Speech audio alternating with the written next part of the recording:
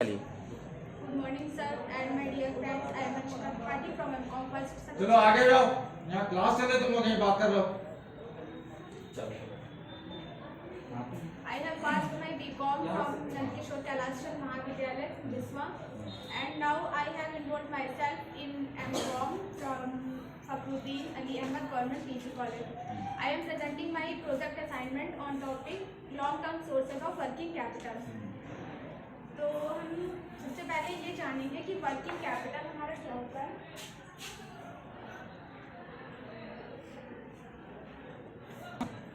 इनके घर पे भेज दीजिए। किसी भी बिजनेस को चलाने के लिए हमारे जो रोज़मर्रा के खर्चे होते हैं उनको पूरा करने के लिए हमें जिस भी धनराशि की आवश्यकता होती है वो हमारी वर्किंग कैपिटल कहलाती है। तो अब हमने किसी भी बिजनेस को सेटअप कर दिया, ठीक है, वो हमारा बिजनेस चल रहा है।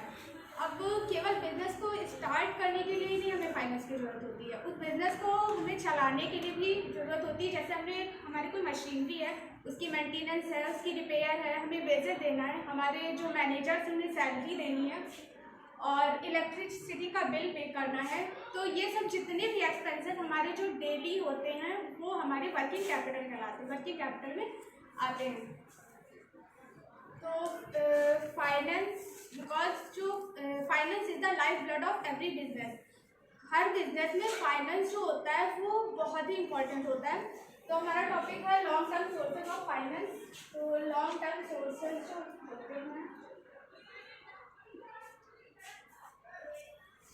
शेयर करने का राइट नहीं होता है, लेकिन जो हमारे इक्विटी शेयर होल्डर्स होते हैं उनके पास होता है। अब बात करें प्रेफरेंस शेयर होल्डर की, तो प्रेफरेंस शेयर जो होल्डर होते हैं उनके पास दो राइट्स होते हैं। एक पहला तो होता है कि कंपनी के समापन पर उन्हें पूंजी वापसी का पूर्वाधिकार होता है, और दूसरा होता है कि उन्हें डिविडेंड पाने का पूर्वाधिकार होता है।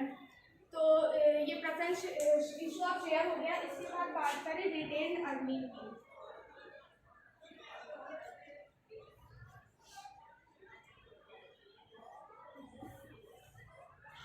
रिटेन्ड अर्निंग यानी कि वो जब कंपनी को जितना भी प्रॉफिट होता है उसमें से वो सारा का सारा प्रॉफिट जो होता है वो डिविडेंड के रूप में नहीं दे देती है। उसमें से कुछ हिस्सा वो बचाकर अपने पास रख लेती है अपने फ्यूचर के लिए।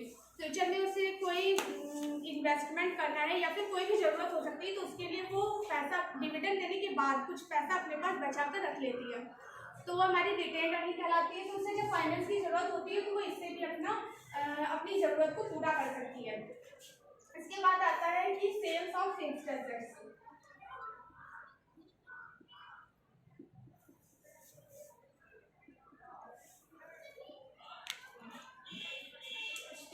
कंपनी की जो फिक्स्ड एसेट्स हैं जैसे लैंड है, बिल्डिंग है, फर्नीचर है, मशीनरी है वगैरह, तो इसे बेच कर भी वो अपने फाइनेंस की उसकी जो ज़रूरत होती है उसे पूरा कर सकती है। तो सेल्स ऑफ फिक्स्ड एसेट्स हो गया। उसके बाद वो लीज पर अपनी उसकी कोई जैसे ज़मीन पड़ी है उसने क्या किया, किसी को लीज पट्टे पर दे दिया, तो उससे जो उसे धन प्राप्त होता है उससे भी वो अपनी ज़रूरत को पूरा कर सकती है।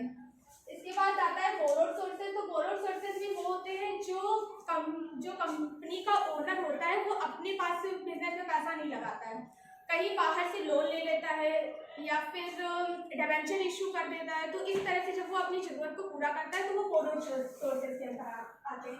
तो इसमें पहला आता है डिबेंचर। डिबेंचर यानी कि ऋण पत्र। कंपनी को जब धन की जरूरत हुई तो उसने क्या किया, ऋण पत्र डिबेंचर इशू कर देती है, उससे वो अपनी ज़रूरत को पूरा कर सकती है। डिबेंचर होल्डर जो होते हैं वो कंपनी के ओनर नहीं होते हैं, वो कंपनी के क्रेडिटर होते हैं। और तो इस तरह से कंपनी डिबेंचर को इशू करके अपनी ज़रूरत को पूरा कर सकती है या फिर वो लोन ले सकती है।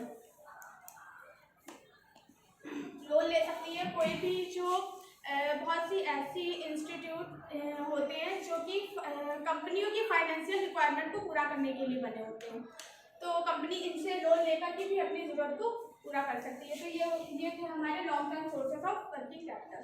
Thank you. What is share?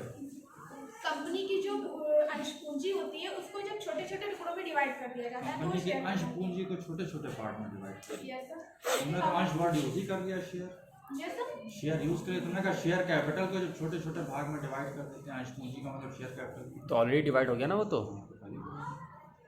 Capital को जब छोटे पार्ट्स में यूनिट्स में डिवाइड कर देते हैं then it is called share capital. Share capital. Stock पढ़ा है? ये सब स्टॉक शब्द सुना है? हाँ सुना है। क्या होता है? अंतर क्या है शेयर और स्टॉक में? पढ़ा होगा आपने, ये सब पढ़ा तो बताइए दो शब्द उसके बारे में।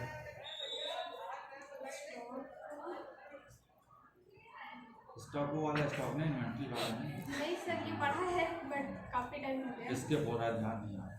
Yes. हो सकता है, कोई बात नहीं। ये इन टोटल यूज किया जाता है ना। जी सर, और कंबाइंड वैल्यू है ना। टोटल जो वैल्यू बात करेंगे शेयर कैपिटल की, तो टोटल जो हमारी कैपिटल है वो क्या है? स्टॉक है। जैसे आपके पास 10 शेयर आपने खरीदे, एक शेयर कितने का है वो अलग बात हो गई, लेकिन 10 की जो वैल्यू बताओ तो हमारे पास इतने का स्टॉक।